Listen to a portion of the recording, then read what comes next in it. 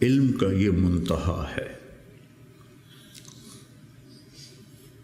اس کو اگر ہم اپنی آپ ذات کو بیچ میں سے نکال دیں گے تو ہم گرنا شروع ہو جائیں گے۔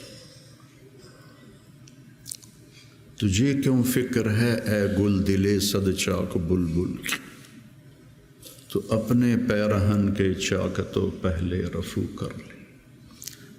عائشہ رضی اللہ عنہ موت کی سکرات میں تھی، تو عبداللہ ابن عباس رضی اللہ عنہ نے آنے کی اجازت چاہی، تو جنگ جمل کے بعد سے بول چال بند تھی، کیونکہ عبداللہ ابن عباس حضرت علی کی طرف سے لڑے تھے باقاعدہ۔ تو آپ کے پاس عبداللہ بن زبیر اور مسور بن مخرمہ رضی اللہ عنہ بیٹھے ہوئے تھے، تو حضرت عائشہ رضی اللہ عنہ خاموش ہو گئیں، اتنا اثر تھا اس بات کا۔ تو ان کا حبر الامہ ہے اور ابن عم الرسول ہیں، اجازت دے دیں۔ تو حضرت عائشہ روئے جا رہی تھی اور ان کی بڑی چادر آنسوں سے بھیگ چکی تھی، ساری چادر۔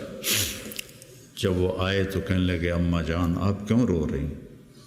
آپ کے اور نبی کی ملاقات میں صرف اتنی دیر ہے کہ یہ جان نکلے اور آپ اللہ کے رسول کے پاس پہنچ جائیں۔ کہنے لگے عبداللہ مجھے دھوکہ نہ دے، کاش میری ماں نے مجھے جنا ہی نہ ہوتا، مجھے بہلاوا نہ دے، مجھے دھوکہ نہ دے۔ اور اللہ کے نبی نے کہا تھا یا عائشہ انہو لیہون علی الموت ان اریتکی زوجتی فی الجنہ، عائشہ مجھے مرنا آسان ہو گیا ہے کہ مجھے پتہ چلا ہے تو جنت میں میری بیوی ہے۔ اور وہ رو رہی تھی۔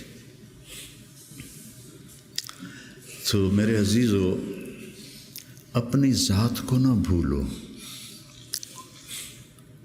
اپنی ذات کو سامنے رکھو گے تو آپ ترقی کرو گے، اپنی ذات کو بھلا دو گے اور عیب پکڑتے پکڑتے، کمیاں پکڑتے پکڑتے آپ کو اپنا آپ بھول جائے گا۔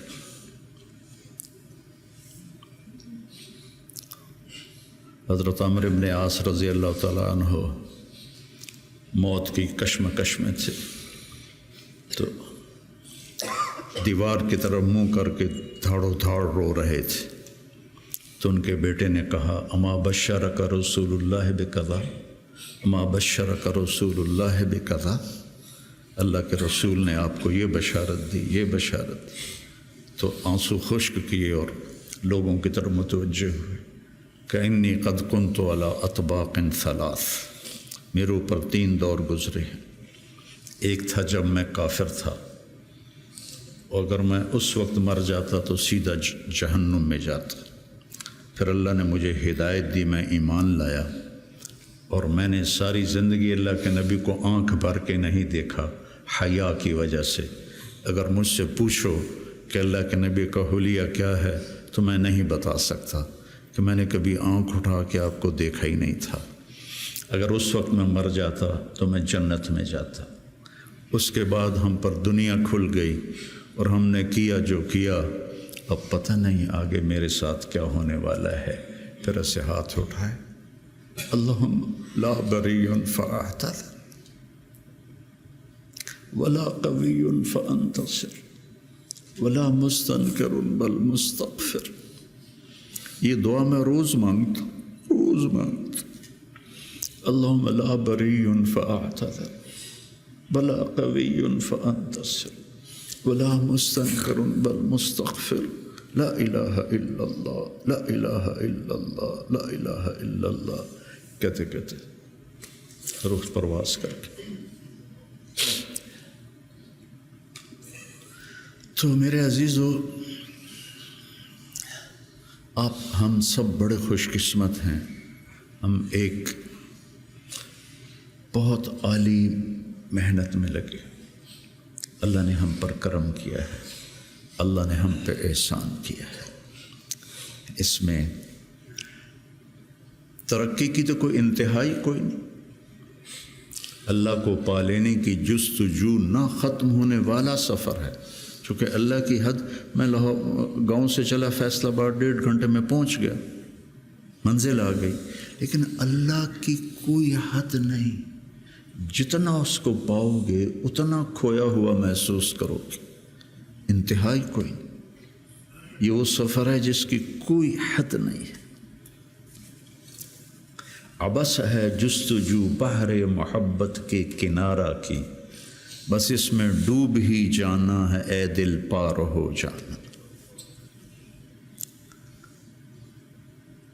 تو میری گزارش ہے، اپنے ذات، اپنے آپ اخلاق پہ نظر رکھو، اپنے اعمال پہ نظر رکھو، عبادت کا ذوق پیدا کرو، قرآن کا ذوق پیدا کرو۔ میں کتنی تکلیف میں ہوں،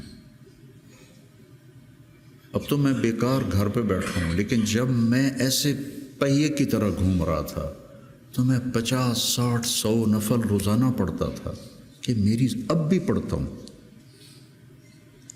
آج وہاں سے چل کے یہاں میرے 50 نفل نہیں قضا ہوئے، کہ یہ میری ضرورت ہے کہ وسجد واقترب، نماز اللہ کے قریب کرتی ہے، وسجد واقترب، نماز پڑھ اور اللہ کے قریب ہو جائے۔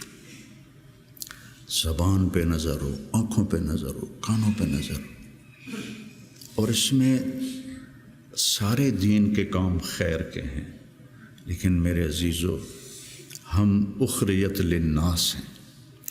ساری کمیوں کے باوجود تبلیغ کی ابھی بھی بننے کے لیے بہترین راستہ ہے۔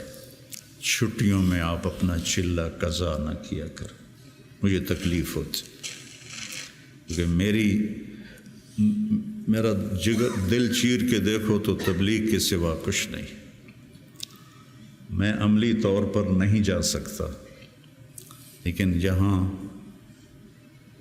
اس مبارک محنت کے سوا اور کچھ نہیں۔ میں آپ سے بھی یہ چاہتا ہوں، آپ کی کیفیات بچوں کی طرف منتقل ہوں گی۔ جب آپ کے اندر سے تبلیغ کی عظمت نکلے گی تو آگے کیسے منتقل ہوگی؟ کتنے مشائخ آئے، اس طرح عالم میں تبدیلی کوئی نہیں لا سکا۔ کتنے خیر کے کام ہوئے، اس طرح عالم میں تبدیلی کوئی نہیں لا سکا۔ بنو امیہ کے حکام ظالم تھے، لیکن دعوت کی وجہ سے دین تو پھیلتا رہا۔ ولید بن عبد الملک کان جباراً، جو اس کے بارے میں لکھا ہے ابن کثیر نے، کان جباراً، معمولی باتوں پہ گردنیں اڑا دیتا تھا۔ سب سے زیادہ اسلام اس کی زندگی میں پھیلا۔ اور یزید بن معاویہ رضی اللہ تعالیٰ، اس کے زمانے میں شمالی افریقہ فتح ہوا ہے۔ عقبہ ابن نافع رضی اللہ تعالیٰ عنہ نے الجزائر کو فتح کیا اور مراکش کو فتح کیا۔ تونس حضرت عثمان کے زمانے میں فتح ہو گیا تھا۔ عبداللہ بن ابی سرح رضی اللہ تعالیٰ عنہ نے تونس کو فتح کیا تھا۔ تو ادھر یزید بیٹھا ہوا ہے، لیکن دعوت میں نکلنے والے تو مخلص تھے۔ تو میں تھا مسجد میں، تو میرے پاس 2 جماعتیں آئیں، پٹھانوں کی، پیدل چل رہی سال کی، کہ جی 6 تاریخ کو ہمارا جوڑ ہے، آپ تشریف لائیں۔ میں کہا یار میں تو فیصل آباد جا رہا ہوں، اگلے جوڑ میں آ جاؤں گا۔ کوئی تحریک، کوئی پیر، کوئی بزرگ اپنے مریدوں کو یہاں تک نہیں لا سکا کہ سال کے لیے پیدل چلے جائیں۔ تو آپ میری اولاد ہو، میرا سرمایہ ہو۔ میں عمر کے آخری حصے میں ہوں، آپ لوگ ابتدائی حصے میں ہیں، تو اس مبارک محنت کو اپنی ترجیحات میں رکھو، ترجیحات میں رکھو۔ میں نے کبھی چلہ نہیں قضا کیا تھا، ایک آدھ چلہ میرا بیماری کی وجہ سے قضا ہوا، اور اب 4-5 چلے سر درد اور کچھ اور عوارض لاحق ہو گئے، ورنہ میں جو بھی ہوتا تھا میں چلہ نہیں چھوڑتا تھا، کہ میری ضرورت مجھے کرنا ہے۔ عام انسانوں کی طرح زندگی گزارو اور اپنے اللہ کو اپنے سامنے رکھ کے چلو۔ تو انشاءاللہ اللہ آپ کو ترقی دے گا، اللہ آپ کو بلندیاں دے گا۔ ہماری تو شام ہونے والی ہے، آپ لوگوں کی سویر ہے، ہمارے لیے عزت کا جاریہ بنو، ہماری قبروں کی ٹھنڈک کا ذریعہ بنو۔ اور میں مدارس ایک خاص مقصد کے تحت میں نے مدارس بنائے، نہ کوئی کمی ہے مدارس کی، علماء کی کوئی کمی ہے؟ ایک اخلاق والی نسل تیار، ایک قرآن سے شغف والی نسل تیار، عربیت ان کا خاصہ ہو، قرآن ہو، سیرت ہو، عربیت ہو، اور اچھے اخلاق ہو، اور تبلیغ کا جذبہ ہو، دنیا میں پھرنے کا جذبہ ہو۔ تو اللہ تعالیٰ ان کو دیکھو، آج میں نے جب شروع کیا تھا تو اتنی تنقید سنی، گالیاں تک، اور اب رائمنڈ میں اعلان ہوتا ہے حسنین کے علماء کی طرح۔ یہ میرے لیے شرف ہے، حسنین کے علماء کی طرح، کتنی بڑی میرے لیے یہ اعلیٰ درجے کی بات آپ سب کے لیے۔ تو اس لیے بچوں اپنے آپ کو دیکھتے ہوئے چلو، چھٹیوں کا چلہ قضا نہ کرو۔ مولانا احسان صاحب ایک دفعہ چھٹیوں میں چلے گئے ساؤتھ افریقہ، وہاں شیخ اب مولانا زکریا صاحب وہاں گئے ہوئے تھے، تو انہوں نے چھٹیاں ان کے پاس گزاری، واپس آ کے چلہ لگایا، واپس آ کے چلہ لگایا۔ میں رائمنڈ میں اس وقت پڑھتا تھا، انہوں نے اس کو کافی نہیں سمجھا۔ تو اپنے بننے کے اسباب میں سستی نہ کرو، ٹھیک ہے نا؟ Thanks for watching. Please subscribe, like, share Mufti Sufyan.